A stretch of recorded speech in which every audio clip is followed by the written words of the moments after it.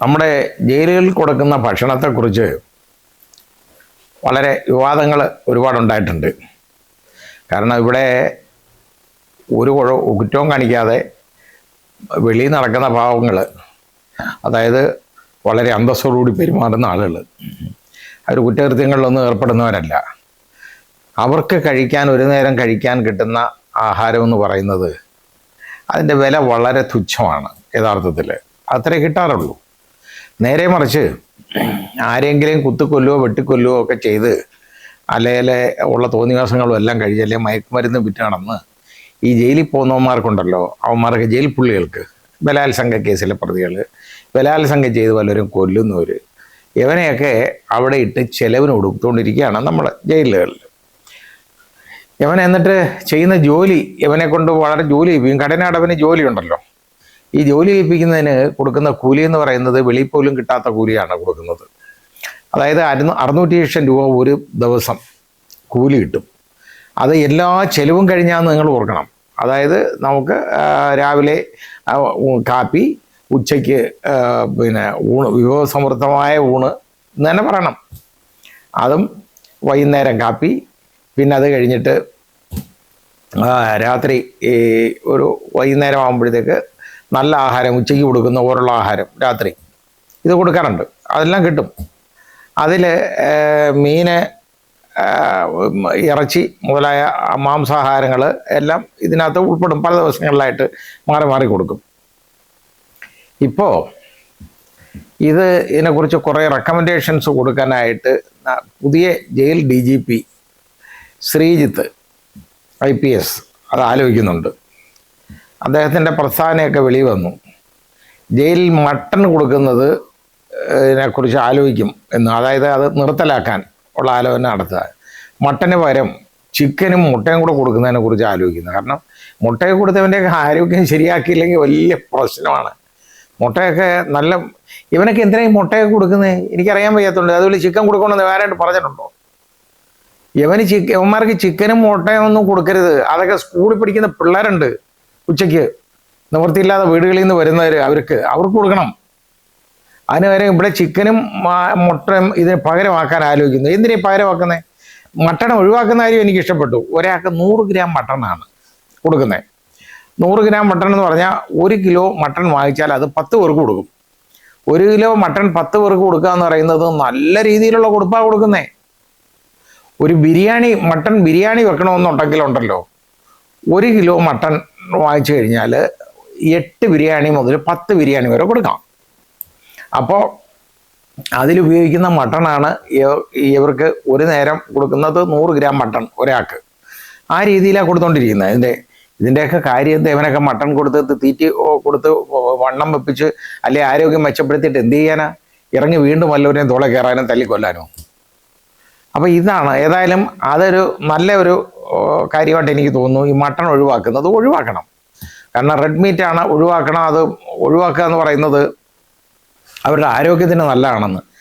അത് ആരോഗ്യത്തിന് മാത്രമല്ല, ഇതിന് വലിയ വിലയായി മട്ടണ്. അത് കൊടുത്ത് അങ്ങനെ ചിലവിന് കൊടുക്കേണ്ട കാര്യം, ഇവർക്ക് കൊടുക്കേണ്ട കാര്യമില്ല. അതാദ്യം ചിന്തിക്കണം. അതൊന്നും നോക്കുന്നില്ലല്ലോ. എന്താണ് ഇതിനെക്കുറിച്ച് ഉള്ള ആലോചന? ഇപ്പം വരാൻ കാര്യം എന്താണെന്ന് എനിക്ക് മനസ്സിലായില്ല. ഏതായാലും കൊള്ളാം, നല്ല കാര്യമാണ്. അതായത് ഇത് കുറയ്ക്കുന്നത്, മട്ടൺ മാത്രം കുറച്ചാൽ പോരാ, അതിന് പകരം സബ്സ്റ്റിറ്റ്യൂട്ട് ചെയ്യേണ്ട കാര്യമില്ല. ഇവനൊക്കെ ആഹാരം കിടക്കണം. ഇവനൊക്കെ കഞ്ഞി വെച്ച് കൊടുക്കണം, കഞ്ഞിയും പയറും അങ്ങനെ വെച്ച് കൊടുക്കണം. അതാ കഴിക്കേണ്ടത്. അതിന് പകരം അവിടെ ഇത്രയും പോഷകാഹാരങ്ങൾ കൊടുത്ത് അവൻ്റെ ആരോഗ്യം മെച്ചപ്പെടുത്തണമെന്ന് ഇത്ര നിർബന്ധത്വമെന്ന് എനിക്ക് മനസ്സിലായില്ല. അപ്പോൾ മട്ടൺ ഒഴിവാക്കിയിട്ട് ചിക്കനും മുട്ടയും അതിന് പകരം കൊടുക്കുക എന്ന് പറയുന്നത് അനാവശ്യമാണ്, അനാവശ്യ ചിലവാണ്. അതിൻ്റെ ആവശ്യമില്ല, കൊടുക്കേണ്ട ആവശ്യമില്ല. ഈ ചിക്കനും മുട്ടയൊന്നും കഴിക്കാൻ ഈ നാട്ടിലെ പാവങ്ങൾക്ക്, പട്ടിണി പാവങ്ങളുണ്ടല്ലോ, അവർക്ക് നിവൃത്തിയില്ല. അവർ കൊണ്ടുപോയി കഴിക്കട്ടെ, അവർക്ക് കൊടുക്ക് ഇതിന് പകരം. അതിൽ ഇവൻ്റെയൊക്കെ ജോലിക്കൂലി എന്നൊക്കെ പറഞ്ഞ് ഇപ്പം ഈ കഴിഞ്ഞ പിണറായി സർക്കാർ ഏർപ്പെടുത്തിയിട്ടുണ്ടല്ലോ വർദ്ധിപ്പിച്ചത്, അതൊക്കെ കുറയ്ക്കണം.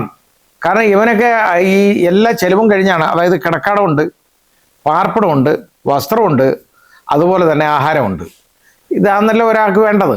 ഇത് കഴിഞ്ഞിട്ട് ഇതിനകത്ത് ഇതെല്ലാം കഴിഞ്ഞാണ് ഈ 600 രൂപ കൊടുക്കുന്നത്. അതായത് അതിൻ്റെ കൂലി നമ്മൾ ആലോചിച്ച് നോക്കിയാൽ ഇവന്മാർക്ക് കിട്ടുന്ന കൂലി എന്ന് പറയുന്ന ഒരു ദിവസം ഒരു 2000 രൂപയ്ക്ക് അടുത്ത് വരും ഈ സൗകര്യം കണക്കാക്കുമ്പോൾ.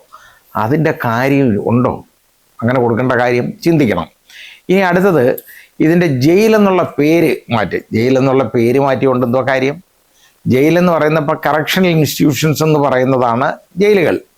അത് നമ്മുടെ കറക്ഷണൽ ഇൻസ്റ്റിറ്റ്യൂഷൻസ് എന്ന് പറയുന്നത് വിദേശത്തെ രാജ്യങ്ങളിലെല്ലാം കറക്ഷണൽ ഹോം എന്നാണ് ജയിലിന് പേര്. പലയിടത്തും ജയിലെന്നുള്ള പേര് വളരെ കുറവാണ്. ജയിലെന്നുള്ള പേരൊക്കെ ഉണ്ട്, ഞാൻ കണ്ടിട്ടുണ്ട് വിദേശങ്ങളിൽ പലയിടത്തും ജയിലെന്ന് തന്നെ ഉണ്ട് പേര്. അപ്പം വിയറ്റ്നാമിലൊക്കെ ഇപ്പോഴും ജയിൽ തന്നെ ഉണ്ട്, ജയിലെന്ന് തന്നെ ഉണ്ട്. അതുപോലെ ഒരുപാട് രാജ്യങ്ങളിൽ ഞാൻ കണ്ടിട്ടുണ്ട് ജയിൽ. ആ കറക്ഷണൽ ഹോം എന്ന് പറയുന്നത് ഇവനെ കറക്റ്റ് ചെയ്തെടുക്കുന്ന ഒരു സ്ഥലം, അതുകൊണ്ടാണ് കറക്ഷണൽ ഹോം. കറക്ഷണൽ ഇൻസ്റ്റിറ്റ്യൂഷൻസ് എന്നാണ് ഈ ശിക്ഷ കഴിയുന്നവന് അയക്കുന്ന സ്ഥാപനത്തിൻ്റെ പേര്. കാരണം ഇവനെ റിഫോം ചെയ്ത് നല്ല ഒരു മനുഷ്യനാക്കി മാറ്റുക എന്നുള്ളതാണ് നല്ല ഉദ്ദേശത്തോടു കൂടിയാണ് ഈ പറഞ്ഞേക്കുന്നത് കറക്ഷണൽ ഹോം. അതുപോലെ തന്നെ വളരെ അതികഠിനമായ കുറ്റകൃത്യങ്ങളിൽ ഏർപ്പെടുന്നവന്മാർ, ചെയ്തേക്കുന്നവന്മാർക്ക് അവന്മാർക്ക് കൊടുക്കുന്ന ആ ഏരിയ, അവന്മാർക്ക് കൊടുക്കുന്ന ജയിലിനകത്തൊരു ഏരിയയ്ക്ക് മാനേജ്മെൻറ്റ് ഹോം എന്നാണ് അത് പറയുന്നത്. മാനേജ്മെൻറ്റ് ഏരിയ ആണ് ആ ജയിലിലെ എന്ന് പറയാറുണ്ട്. അത് വിദേശങ്ങളിൽ അങ്ങനെയാണ്. പക്ഷേ വിദേശങ്ങളിലൊക്കെ ജയിലിലെ ആളുകൾ വളരെ കുറവാണ്. ഇതുപോലൊന്നുമില്ല. ഇത്രയും വൃത്തികേട് കാണിക്കുന്നവന്മാരുള്ളത് നമ്മുടെ രാജ്യത്താണ് ഏറ്റവും കൂടുതൽ. ഇവിടെ കാണുന്നതിനെല്ലാം വെറുതെ റോഡേ പോകുന്നവനെ ജാതിയുടെ മതത്തിൻ്റെ പേരിൽ തല്ലിക്കൊല്ലുന്നുണ്ട്, പശുവിൻ്റെ പേരിൽ തല്ലിക്കൊല്ലുന്നുമുണ്ട്. പിന്നെ ഇതുപോലുള്ള ഓരോ കാര്യത്തിനും ചെറിയ കാര്യങ്ങൾക്ക് വേണ്ടി ഓരോരുത്തരെ തല്ലിക്കൊല്ലും. മാത്രമല്ല പിടിച്ചു പറിക്കും. ഇവിടെ എന്നൊക്കെ പറഞ്ഞു കഴിഞ്ഞാൽ ഇത് വളരെ കൂടുതലാണ്. മയക്കുമരുന്നിൻ്റെ അതിപ്രസരം ഇതെല്ലാം വളരെ കൂടുതലാണ്. അതിൻ്റെ വെളിച്ചത്തിൽ ഇന്നൊരുത്തനാണെങ്കിൽ അവൻ്റെ തള്ളയെ തല്ലി കൊന്ന ഒരുത്തനുണ്ട്, ഒരു വൃത്തിയോട്ടായി കുത്തി കൊന്നിട്ട് അവൻ ഇപ്പോൾ ചോദിക്കുന്ന അവൻ്റെ അമ്മ എവിടാന്ന്. കാരണം അവൻ മയക്കുമരുന്നിൻ്റെ അടിമയാണ്. അവനെ ഇതേപോലെ മയക്കുമരുന്ന് നിർമ്മാർജ്ജനം ചെയ്യുന്ന ഒരു സെൻറ്റർ, അതിനെ ട്രീറ്റ് ചെയ്യുന്ന ഒരു കറക്ഷണൽ ഹോമിൽ കൊണ്ടാക്കിയതിന് ആണ് അതിൻ്റെ വൈരാഗ്യം വെച്ചാണ് ഈ അമ്മയെ കൊലപ്പെടുത്തിയത്. എന്നിട്ടിപ്പോൾ അവൻ കൂളായിട്ട് ചോദിക്കുക അവൻ്റെ അമ്മ എവിടാന്ന്. ഇനി അവൻ്റെ ഒരു അമ്മയും കൂടെ ഉണ്ടാക്കി കൊടുക്കണം അവന്. അതാ ചെയ്യേണ്ടത്. മയക്കുമരുന്ന് വാങ്ങിച്ച് കഴിച്ച് കാണുന്നതിന് കഞ്ചാവും അടിച്ച് അതേപോലെ MDMA ഒക്കെ അടിച്ച് നടക്കുകയാണ് ഇഷ്ടം പോലെ. ഇപ്പം ഇത് യഥാർത്ഥത്തിൽ ശ്രീ രമേശ് ചെന്നിത്തലയുടെ നേതൃത്വത്തിൽ തുടങ്ങിയ ഈ ഓപ്പറേഷൻ തൂഫാൻ ഉണ്ടല്ലോ, അതങ്ങോട്ട് തുടങ്ങിക്കഴിഞ്ഞപ്പോൾ ഒരുപാട് ഒരു ഊർജം പോലീസിന് വന്നിട്ടുണ്ട്. ഒരു പ്രത്യേക എനർജി അവർക്ക് കിട്ടി. അതുകൊണ്ട് കുറേ പിടിക്കുന്നുണ്ട് കേട്ടോ. വളരെ നല്ല കാര്യമാണ്. ഇത് പണ്ടില്ലാത്തതല്ല, പണ്ടും ഉണ്ടായിരുന്നു.